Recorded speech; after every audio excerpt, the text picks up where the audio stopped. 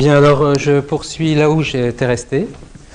Donc j'avais dit que lorsqu'on suppose que la tour d'Igusa est en fait triviale en bas, on pouvait identifier l'espace des formes p-adiques aux fonctions continues sur GL2ZP modulo U et à valeur dans V infini 0. Donc V infini 0, c'était les sections globales en bas sur ZP. Et donc L canonique, je vous rappelle, c'est la projection sur le vecteur de plus haut poids. Et donc, lorsqu'on prend les formes p-adiques de poids k en bas, on peut les envoyer par ce morphisme canonique dans l'espace des formes p-adiques que j'ai défini ici. Et en fait, même plus précisément, c'est la partie. C'est contenu dans la partie qui est fixe, qui se transforme sous le poids k bar pour l'action du tore. Bon, alors, j'ai pas beaucoup de temps pour dire plus sur la démonstration du théorème. Je vais simplement vous dire les choses suivantes. Une des premières choses qu'on va commencer par faire, c'est remplacer GL2 de ZP par Livaori. Et au lieu de prendre V infini 0, en fait, qui est les sections globales en bas, on va prendre la partie ordinaire pour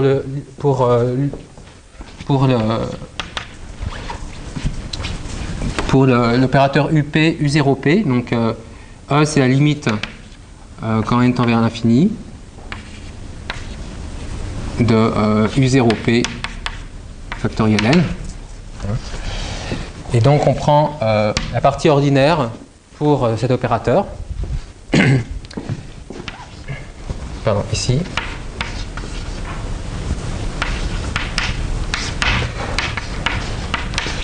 Mais en fait, ça, c'est pas suffisant pour faire ce qu'on veut faire.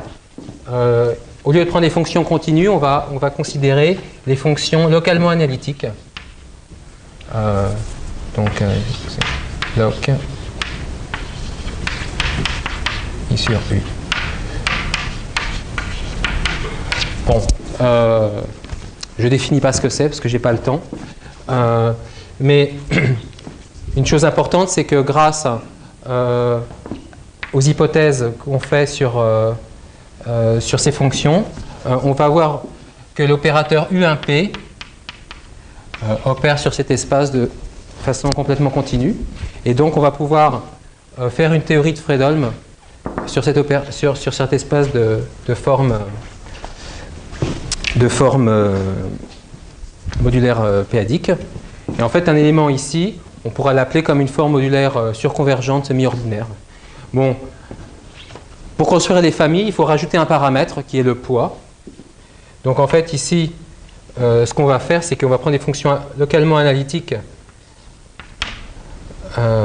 sur I modulo U croix en fait W, qui est l'espace des poids. Et en fait, au lieu de prendre W, on va prendre en général plutôt des affinoïdes de W. On prend WR. On veut voir W.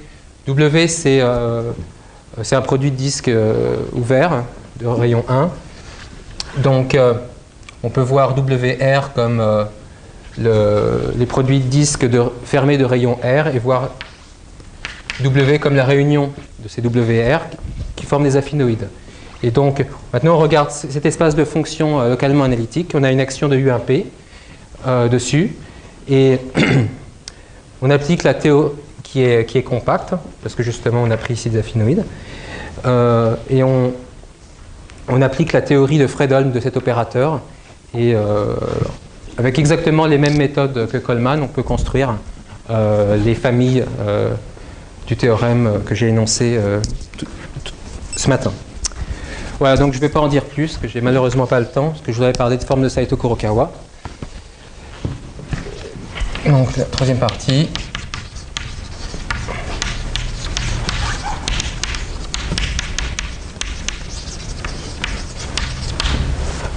Une chose, c'est que avec ce que j'ai dit, en fait, ce qu'on obtient, c'est des familles de formes surconvergentes.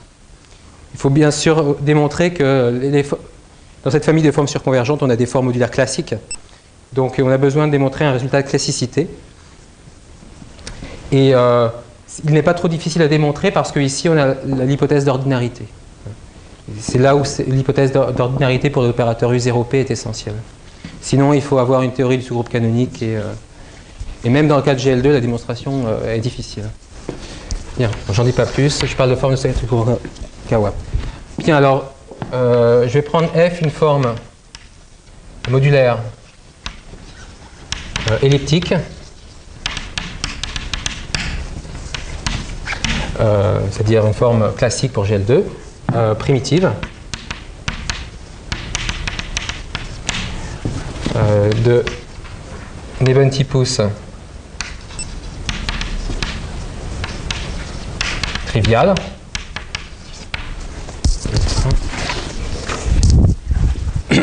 et de poids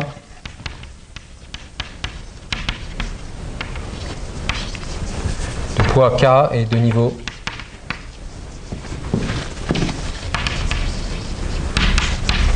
de poids 2K-2 et de niveau N. Alors, dans ce cas-là, on va avoir une équation fonctionnelle de la forme LF S égale epsilon de F S L de F de K-2 moins S. Et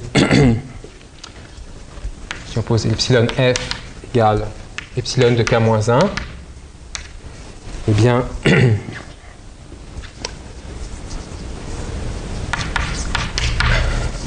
on a le théorème suivant. Donc, on suppose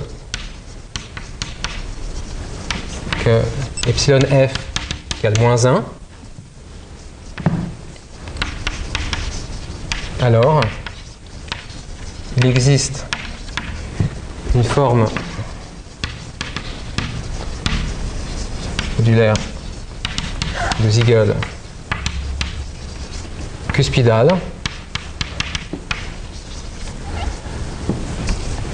de poids K, K, où l'entier K est celui qui est défini ici,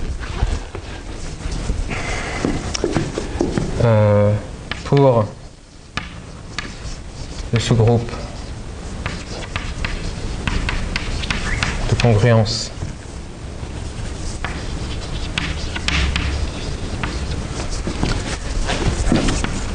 delta 0 de n, qui est l'ensemble des matrices dans SP4Z, tel que gamma modulo n est de la forme suivante. Alors,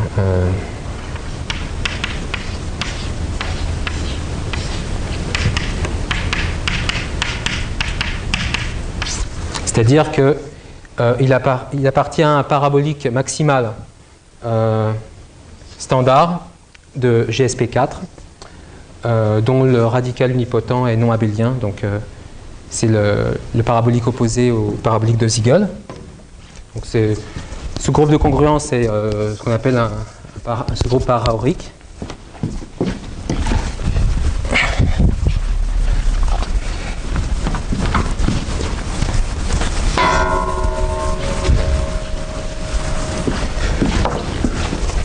Alors tel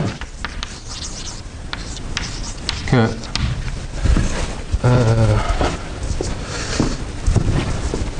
la forme modulaire de Siegel en question, je vais l'appeler SK de F, telle que la fonction de θ non primitive de SK de F S est égale, je retire les facteurs de rang n, θ de S moins K plus 1, θ de S moins K plus 2, et L de Fs. C'est le facteur d'Euler en n aussi. Bien, alors, Ce théorème est dû à plusieurs personnes. Dans le cas, lorsque n égale 1, c'est dû à Maass, Conan et Zagier. Et dans le cas quelconque, n quelconque, donc c'est dû essentiellement à Piatetsky-Shapiro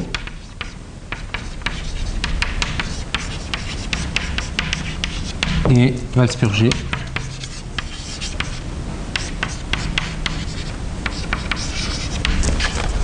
Alors, surtout dans le travail de Walspurgis, il y a vraiment une analyse fine, locale, de la correspondance θ du groupe métaplectique à PGSP4, qui permet vraiment de trouver une forme qui est vraiment invariante par ce sous-groupe de congruence. Et c'est vraiment essentiel dans la démonstration d'avoir une telle forme de Saito Kurokawa.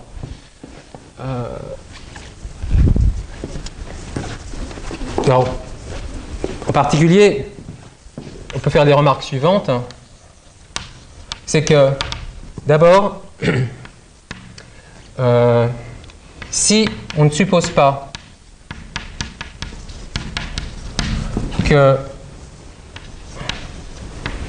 epsilon f est égal à moins 1,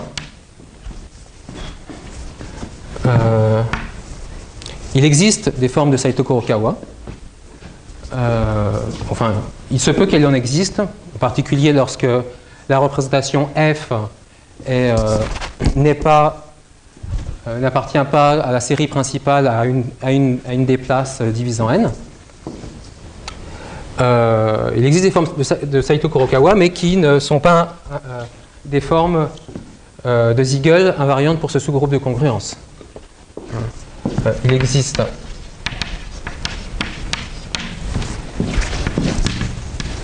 forme de Saito Kurokawa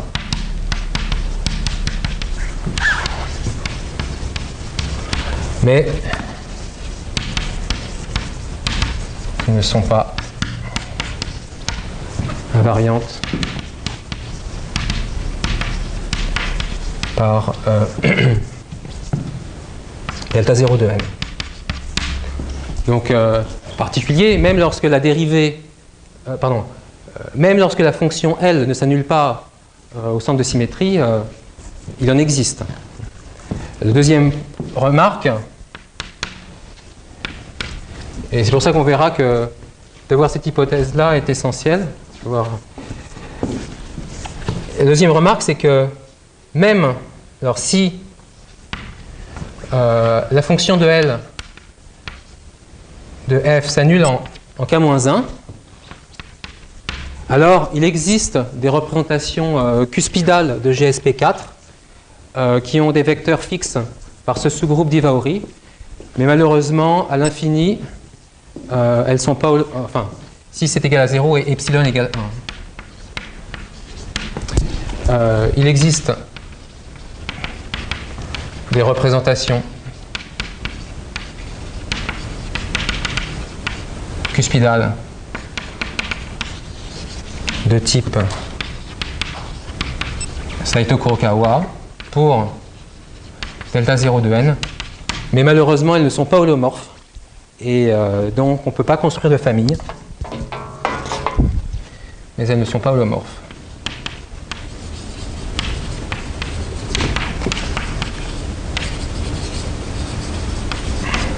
Alors on pourrait se dire elles ne sont pas holomorphes, donc bon, elles sont quand même cohomologiques, mais malheureusement elles n'interviennent pas dans la cohomologie médiane de la variété de Siegel.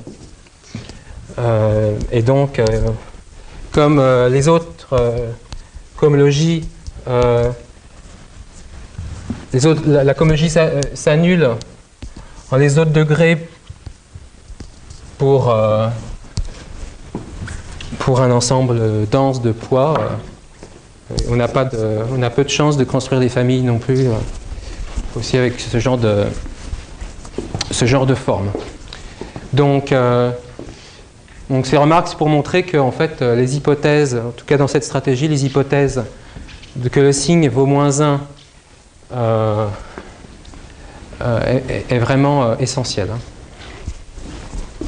Bien. Alors, maintenant on a la proposition suivante. Donc, supposons donc, soit P, le premier est divisant par N.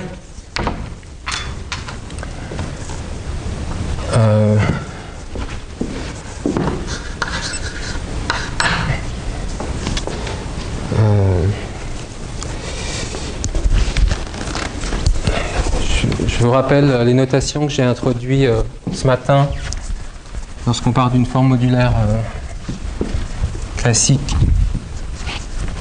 pour GL2. Lorsqu'on avait un premier qui ne divisait pas n, j'avais associé deux nombres algébriques alpha, bêta qui étaient racines du polynôme P que en P.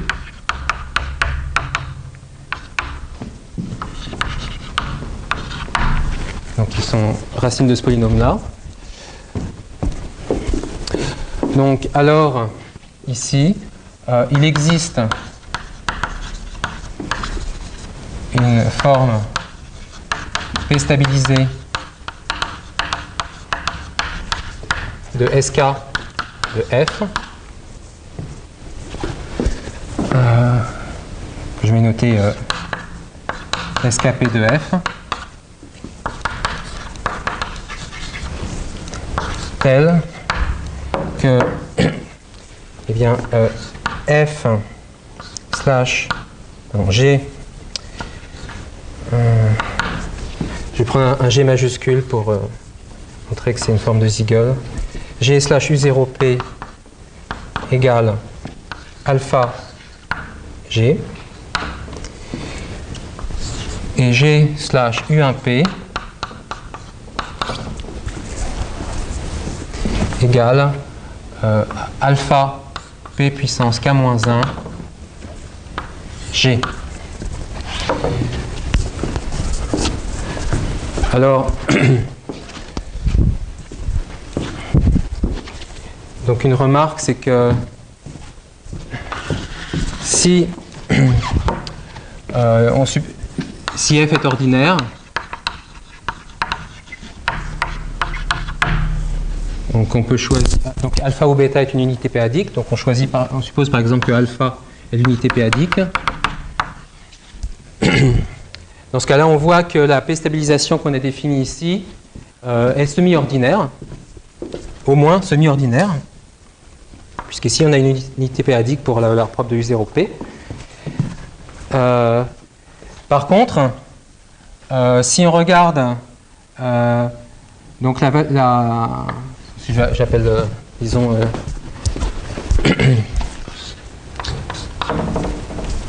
lambda 1, non, c'est un K-2 ici. Oui, c'est ça, c'est K-2. Parce qu'on doit multiplier par P puissance moins 1, je rappelle. Par contre, si je regarde lambda 1, l'évaluation dans lambda 1 est K-2. Et donc, ça entraîne que eh bien,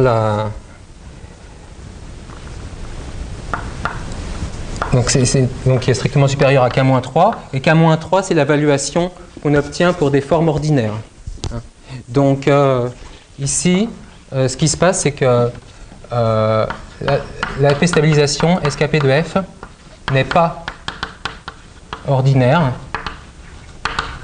pour U1P. C'est assez troublant parce que si on regarde la représentation galoisienne associée à SK de F, donc la représentation galoisienne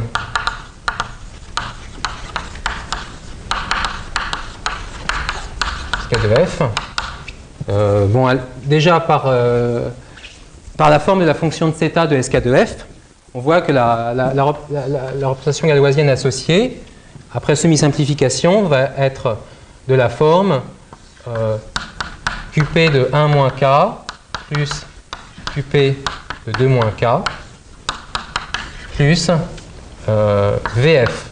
Où VF, c'est la représentation galoisienne de deux lignes associées à F. Et comme on suppose que F est ordinaire en P, cette représentation-là, elle est ordinaire.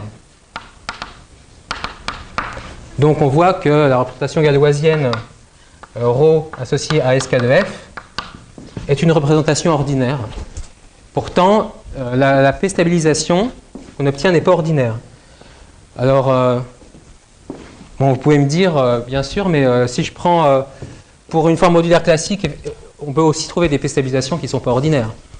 Ici, si je prends la P stabilisation telle que la valeur propre c'est bêta, je n'obtiendrai pas une forme ordinaire. Le problème, le point ici, c'est qu'on a le choix. C'est-à-dire on peut choisir soit alpha, soit bêta. Tandis qu'ici, on n'a pas le choix. Dans cette proposition-là, on ne peut pas construire de P stabilisation telle que la valeur propre ici soit alpha P puissance K-3. Et la raison principale de ce phénomène, c'est que si on regarde la représentation locale en P de la représentation cuspidale associée à la forme de Saito Kurokawa, bien cette représentation locale en P, la représentation sphérique, n'est pas toute l'induite irréductible d'un caractère non ramifié. Mais ça va être seulement un morceau. Par exemple, dans le cas GL2,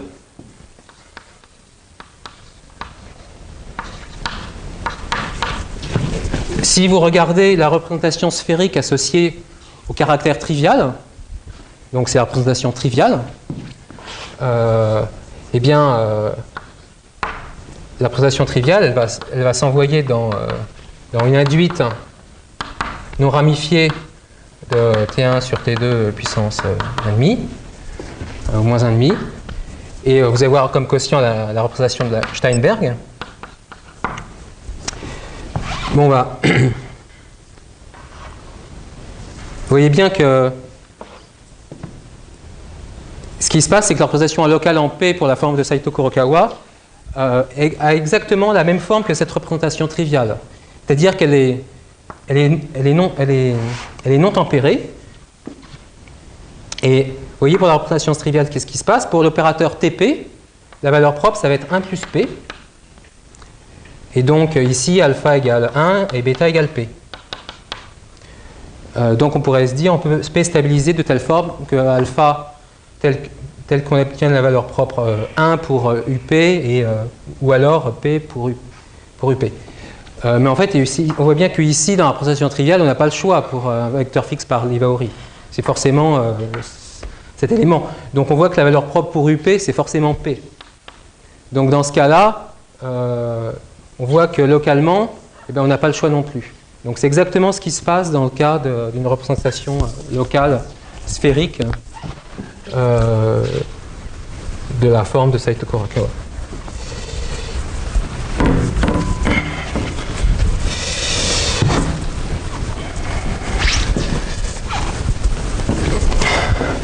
J'insiste sur ce point parce que j'ai été troublé pendant longtemps à cause de ça, parce que je croyais naïvement qu'on pouvait trouver une P stabilisation ordinaire, comme on peut le faire d'habitude. En fait, on peut le faire lorsque le poids K1 et K2 est régulier. Et ce qu'on obtient, dans ce cas-là, si jamais ça existait, on pourrait construire une famille ordinaire pour les deux opérateurs. Et donc, on obtiendrait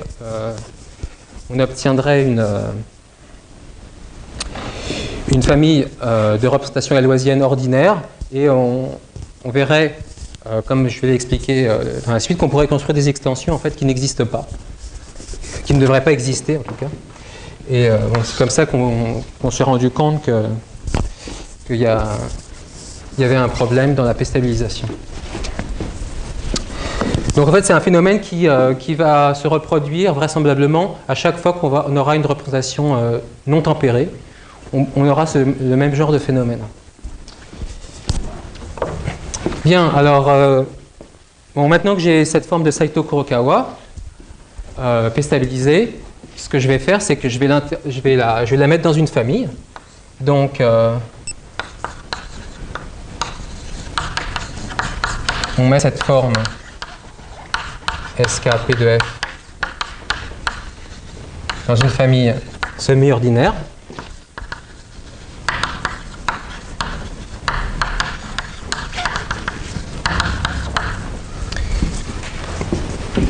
Et on applique la théorie des pseudo-représentations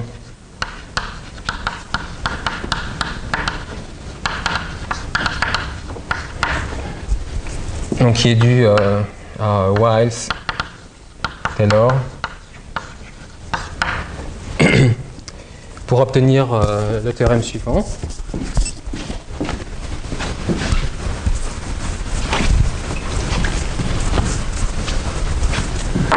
Donc le théorème.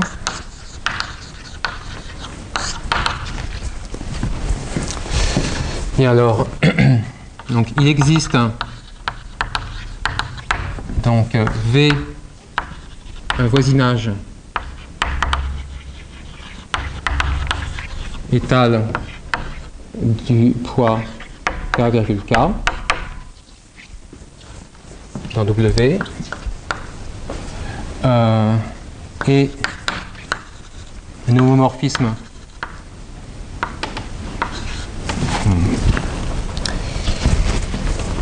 directement et une représentation non, excusez-moi, je vais dire plutôt directement et l'homomorphisme donc lambda indice V donc de l'algèbre de QRNP dans les fonctions rigides analytiques sur V.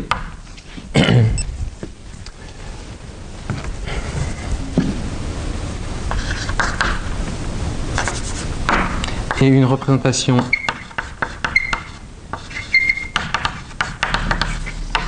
galoisienne donc ρ V donc, qui va du groupe de Galois absolu GQ dans GL4 donc ici je vais prendre les fonctions méromorphes sur V telles que alors on a les conditions suivantes. Alors déjà premièrement ρ V est non ramifié hors de NP et pour L divisant par NP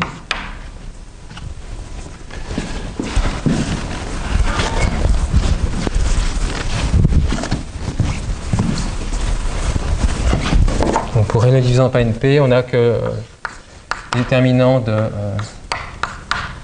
x moins ρ V de Frob L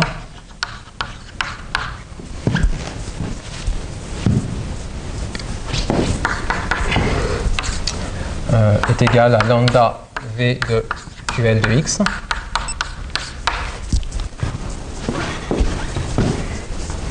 Deuxièmement, oui, ici lambda V c'est une famille analytique de formes périodiques semi-ordinaires. Deuxièmement,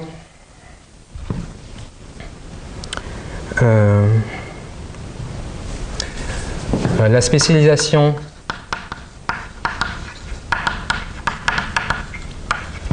en K,K de ρ V a pour semi-simplifié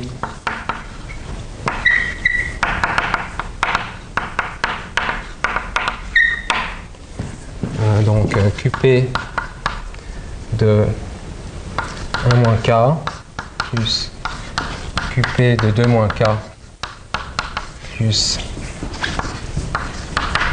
VF. Bon, je fais pas attention ici au corps de définition, ça n'a aucune importance.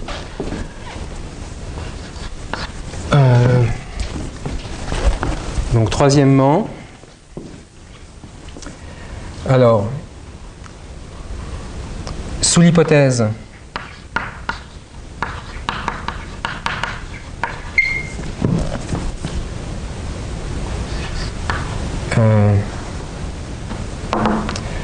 sous une certaine hypothèse, que je vais décrire plus tard, sous une certaine hypothèse, que je vais noter locale, la représentation ρV est absolument irréductible.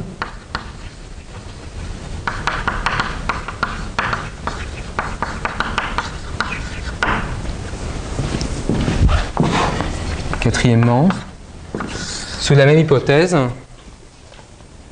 en fait, c'est une conséquence immédiate de cette hypothèse, c'est que pour L divisant N, bon, L différent de P bien sûr, puisqu'on suppose que N est premier à P, eh bien, ρ V restreint à l'inertie en L est isomorphe à une somme de 3 représentations dont 2 sont des caractères, xi1, xi2, plus sigma, où sigma est une représentation de dimension 2.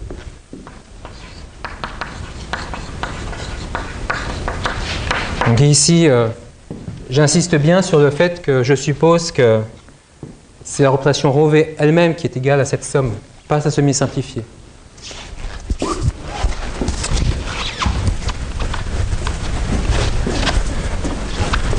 Donc l'hypothèse en question, hypothèse locale, et en fait c'est une hypothèse qui est vide dans le cas où on suppose n égale 1, la suivante.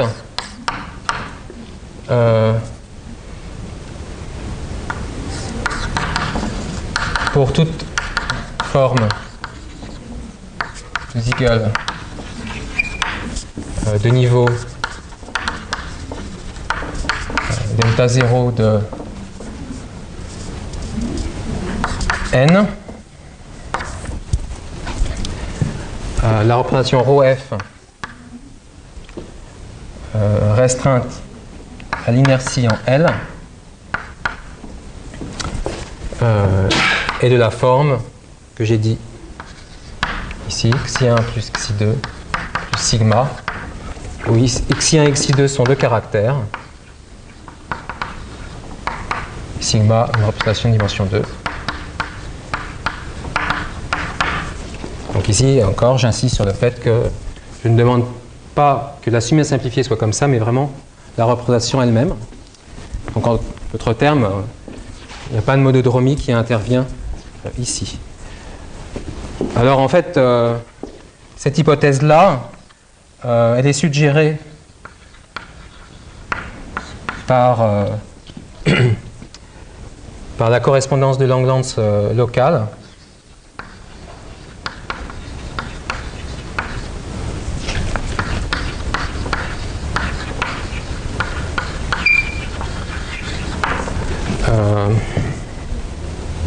Qui bien sûr est conjecturale dans le cas de SP4, qui est conjecturale.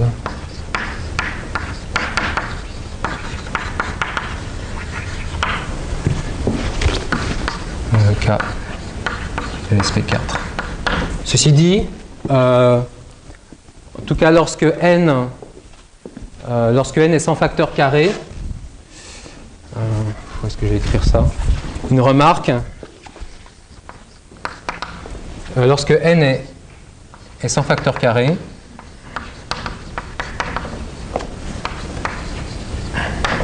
dans ce cas-là, étudier cette représentation locale pour étudier cette représentation locale, on étudie la fibre spéciale de la variété de Siegel pour une certaine structure de niveau paraorique.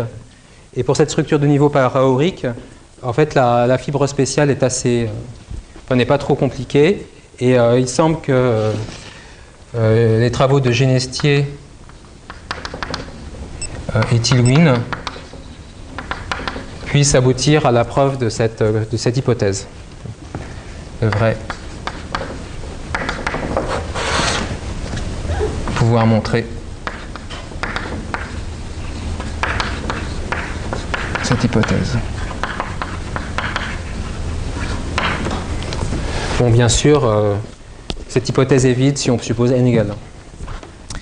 Bien. Alors, bon, alors les points 1, le point 1 du théorème, bon, c'est la théorie des pseudo-représentations. J'ai oublié un point, je vais l'écrire après. Le point 2, bah, ça vient du fait qu'on est parti d'une famille semi-ordinaire qui relevait la p-stabilisation de Saito Kurokawa, donc de automatique. Donc la condition 4, elle découle immédiatement de la condition locale ici, l'hypothèse locale ici. Bon, par contre, le point 3, ça c'est non trivial.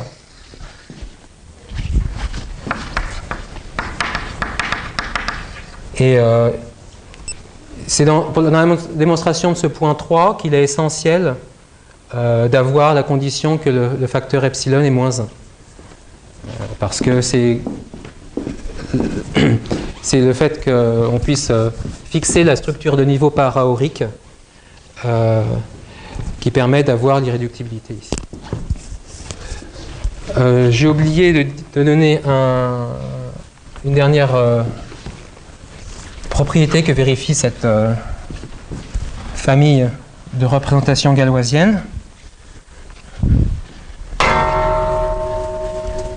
Donc, c'est ce qui se passe localement en P, donc cinquièmement. Donc, déjà, si on spécialise, on a un poids K1, K2,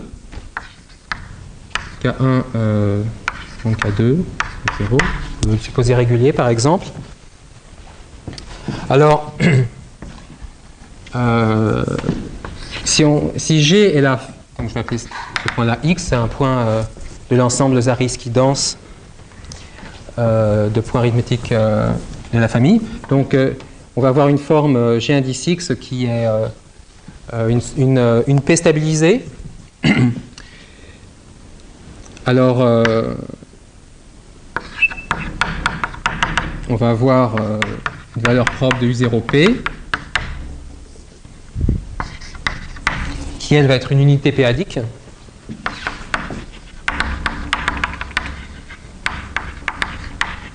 Parce que justement, je suis parti d'une forme de Saito Kurokawa qui était semi-ordinaire. Donc ça, on sait que c'est une unité p-adique. Par contre, pour U1P, on va avoir P puissance K2 moins 2 et moins 3, pardon. Lambda X de U1P, Gx. Et par l'évaluation, on sait que l'évaluation de U1P, justement parce que la forme n'est pas ordinaire, en fait, on va voir que ici, l'évaluation va être P puissance K2 moins 1. Attendez. K2 moins 2, pardon. D'accord. Donc ça veut dire que si je regarde la forme de niveau premier AP associée à la forme P stabilisée Gx, elle va avoir, donc si grand F est la forme de niveau, disons, DP stabilisé, de niveau premier AP dont Gx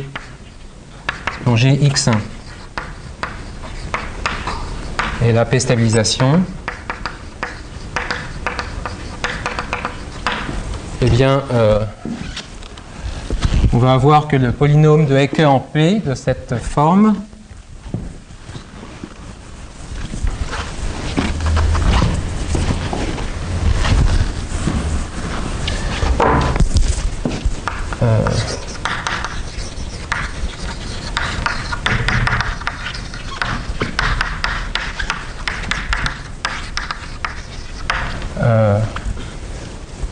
a un polygone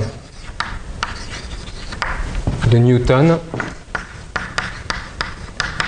de la forme suivante.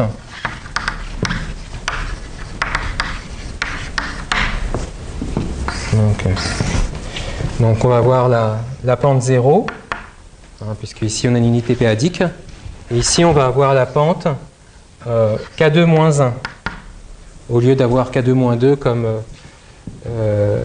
au lieu d'avoir K2-2 si la forme était vraiment ordinaire.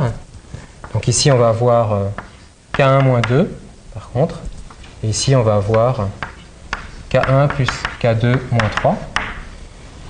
Donc si maintenant je dessine le polygone de Hodge, de la représentation locale en P, ben ici je vais avoir la pente K2-2 et ici la pente K1-1.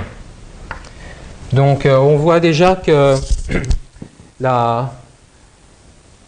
les deux polygones se rejoignent ici et là, et donc on en déduit qu'il existe une droite stable par l'inertie, même invariante.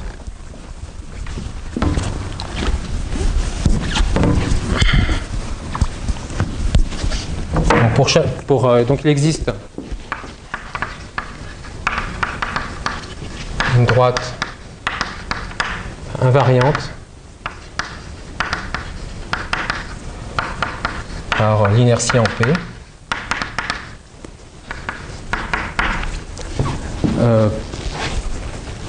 dans la représentation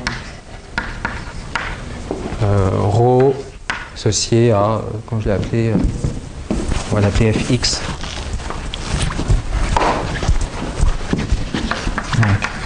Et par densité de Zariski, on en déduit la même chose pour la représentation ρV. De même, ρV. Bien. Alors maintenant je vais expliquer comment on démontre l'irréductibilité.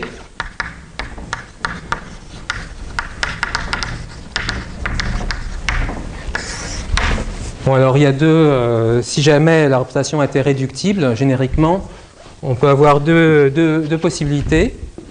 La première possibilité, c'est que ρV, après semi-simplification, est de la forme alpha 1 plus alpha 2, deux caractères, plus une représentation ρ de dimension 2. Bon, bah dans ce cas-là, lorsqu'on fait la spécialisation en poids K de cette représentation, on voit que,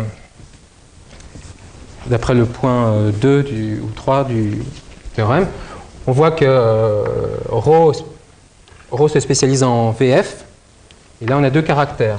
Donc là on a VF, et là on a deux caractères, xi1, xi2. D'accord ? Et donc ici on voit que on a les poids de Hodge-Tate 0 et de K-3. Et ici on a les poids de Hodge-Tate K-1 et K-2. Bon, donc on en déduit déjà que dans la famille on a forcément 4 poids de Hodge-Tate. Remarque, ça on aurait pu le voir avant. Et que les poids de Hodge-Tate 0 et K1 plus K2 moins 3 eh bien, varient analytiquement dans cette représentation ρ. Et ici, on a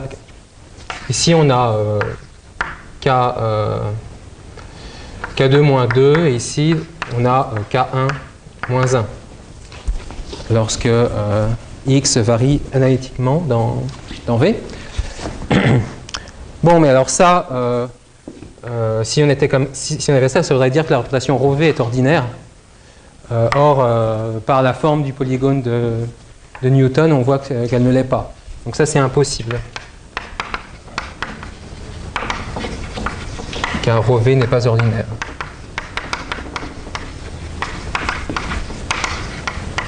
Donc ça, c'est le cas facile à exclure. Donc le cas difficile est le cas où ρV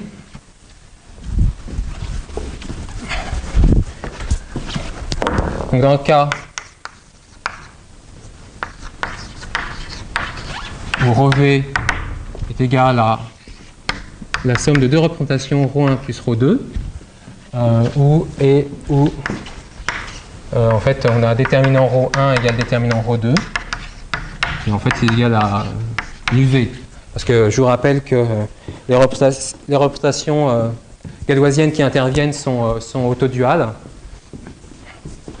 Et donc, la condition d'autodualité entraîne cette condition-là. Bien, alors, dans ce cas-là, lorsqu'on fait la spécialisation en poids K, bien, l'une des deux représentations ρ1, ρ2 va se spécialiser en une représentation irréductible et l'autre irréductible. Et l'une irréductible et l'autre réductible. L'une, ça sera VF et l'autre, ça sera Q de 1-K, QP de 1-K plus QP de 2-K. Donc supposons que ρ1 soit celle qui se spécialise en une représentation réductible. Donc en fait, je vais faire on va faire un twist à la Tate de ρ1 pour obtenir une représentation ρ qui va être telle que ρ va avoir des poids de Hodge-Tate de la forme donc 0 et je vais avoir disons, K' qui est en fait K1 moins K2 plus 1.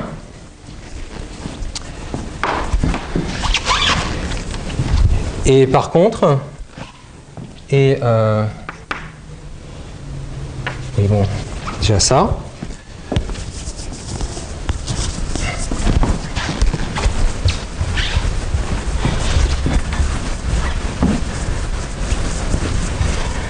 Donc, par ailleurs,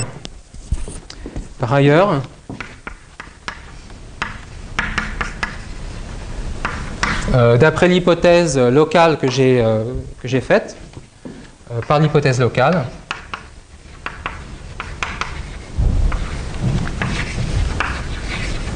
loc, eh bien, il n'est pas difficile de voir que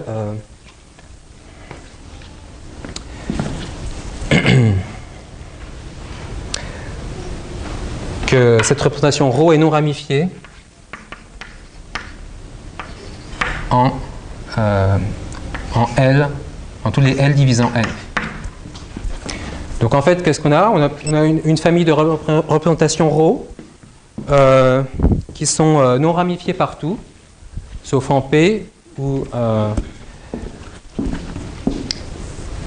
en P, elle va varier. On va obtenir une famille analytique de représentations qui va être cristalline sur un ensemble dense et avec ses poids de Hodge-Tate. Et bon, alors, ce qui se produit, c'est que si on regarde les pentes, je rappelle que on a le polygone de Hodge et Newton comme ça. Newton est au-dessus de Hodge. En fait, la partie qu'on a récupérée ici dans ρ, c'est cette partie-là.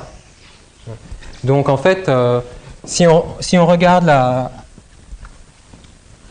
en chaque point arithmétique ce qu'on obtient pour la représentation locale en P, eh bien on va avoir une représentation qui va être cristalline avec un polygone de Newton qui va avoir comme pente 1 et K', moins 1, et comme polygone comme poids de Hochstate, 0 et K'. Et en fait, comment? Non, non, c'est en tout point arithmétique, on a ça. Oui, ρ1, c'est celle qui se spécialise en somme de 2 caractères.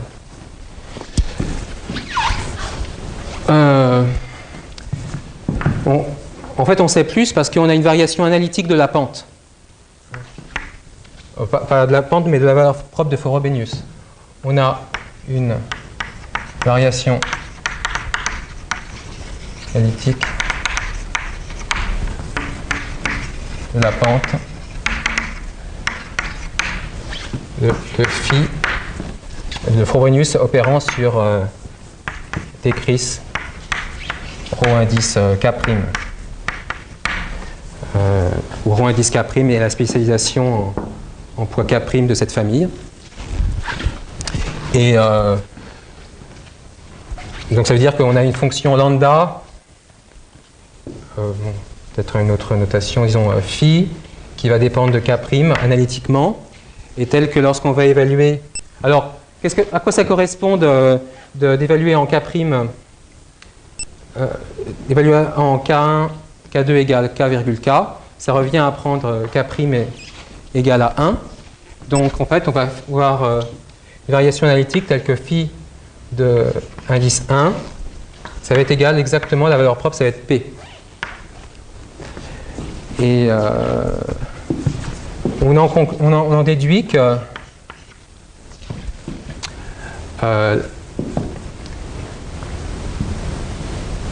si je regarde maintenant, si je spécialise, si on spécialise en K,K, eh bien, on va obtenir une extension de la forme suivante. Alors, pourquoi est-elle de la forme suivante? En fait, comme j'ai une représentation irréductible, telle que résiduellement en poids K,K, j'ai deux représentations distinctes, je peux construire un réseau dans l'espace de cette représentation, tel que après spécialisation en poids K,K, eh bien, j'ai le quotient que je désire. Donc, ce que je fais, c'est que je choisis ce quotient-là.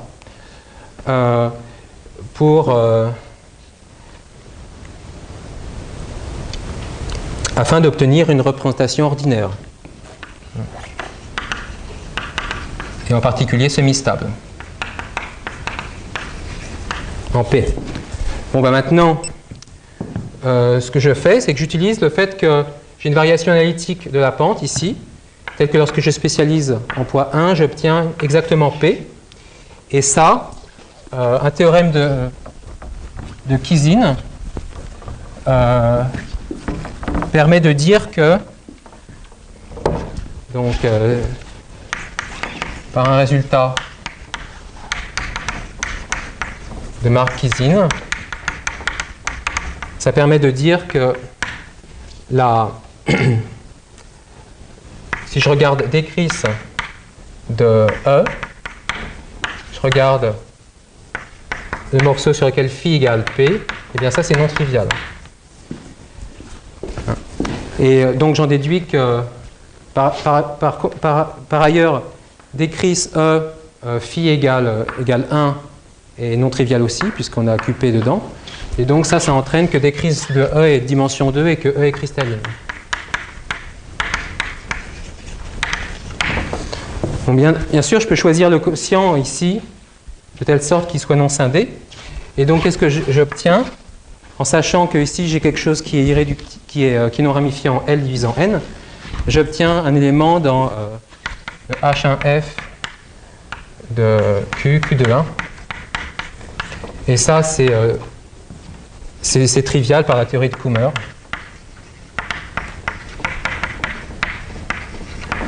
Ça, c'est C'est un fait qui a été utilisé aussi par Belaïch dans sa thèse,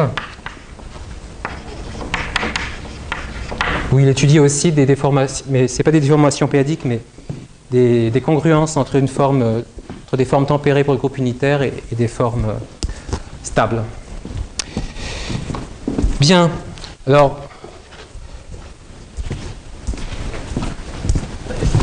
Par hasard, ta recommandation est de valeur dans le temps d'extraction. Par hasard, sur toute la droite. K1 égale K2, t'as défaut. Non, c'est pas possible, je pense, parce que...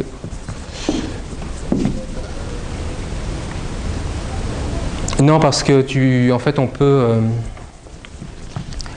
s'arranger pour avoir des points arithmétiques dans cette... Il n'y a aucun problème pour avoir des points arithmétiques sur cette droite-là. Parce que justement, c'est la partie ordinaire. Donc, on a autant de points arithmétiques qu'on veut dans cette direction.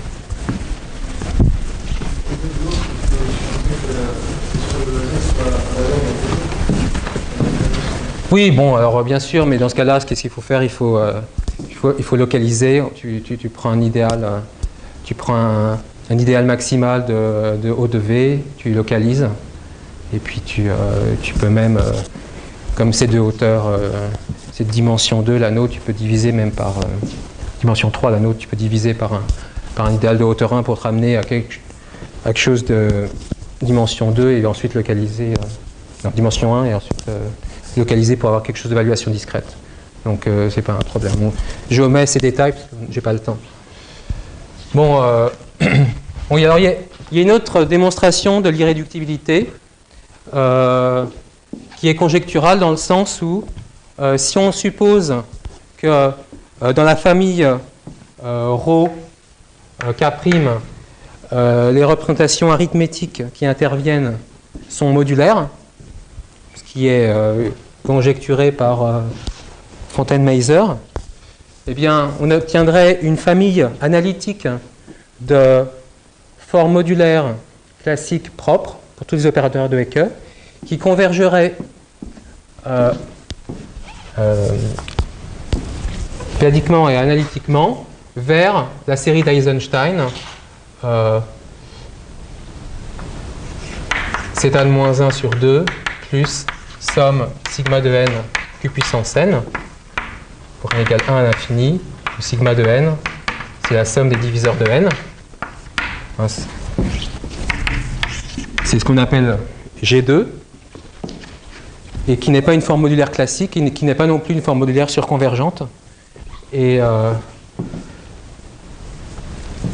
qui serait une limite p-adique de forme modulaire primitive. Et elle devrait donc être surconvergente d'après un théorème de Coleman et Mazur. Et donc là, on obtient encore une contradiction. Donc ça, c'est un argument plutôt automorphe, hein, ici. Bien, ça c'était une remarque. Donc enfin, la fin de la démonstration du théorème que j'ai énoncé au premier exposé, bon, maintenant est assez évidente. Démonstration du théorème principal.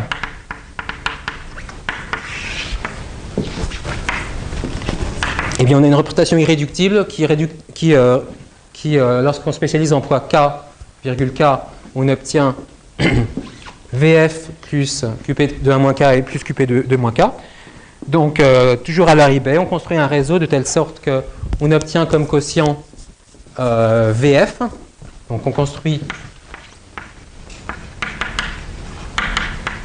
un réseau tel que, après spécialisation,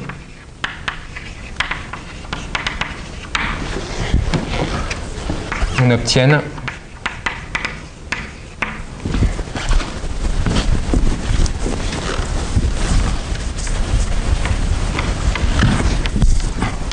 eh bien, matriciellement, on va obtenir quelque chose comme ça. On va avoir VF, on va avoir Ki puissance 1 moins K, Ki puissance 2 moins K, ou l'inverse. A priori, on ne sait pas. Tout ce qu'on sait, c'est qu'on peut choisir le réseau tel que le quotient soit VF et que ce quotient soit que VF n'apparaisse pas comme un sous-objet. Donc, si on a des zéros. Donc, vous voyez que si on est dans cette situation, eh bien, on a une extension qui va être non triviale. Et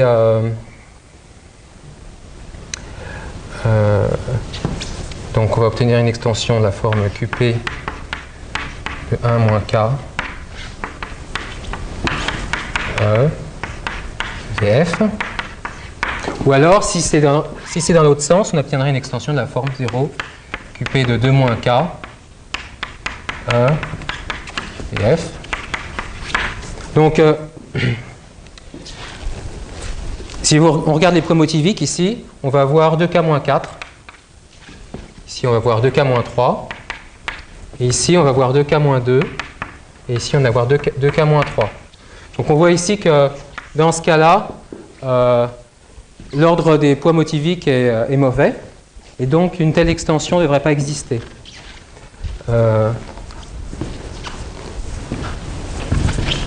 Du moins si elle est dans le H1F. Mais en fait, elle l'est parce que bon, on sait déjà que, d'après les hypothèses locales, elle va être non ramifiée en tous les premiers divisant L. Et en P, comme on sait qu'il y a une droite invariante par l'inertie, eh bien, on voit facilement que cette représentation est ordinaire. Bon, alors, si on regarde l'évaluation, on regarde les valeurs propres des Frobenius et on utilise la conjecture de Ramanujan. On voit qu'il n'est pas possible que l'opérateur de monodromie sur D semi-stable soit non trivial. Donc en fait, on en déduit qu'en fait cette représentation non seulement elle est ordinaire, mais elle est aussi cristalline. Donc en fait, les extensions qu'on construit sont bien dans le H1F. Alors en fait, cette extension-là, elle ne peut pas exister, ça résulte d'un théorème de Kato. Donc ça n'existe pas par le théorème de Kato. Je ne l'ai pas en tête, mais voilà.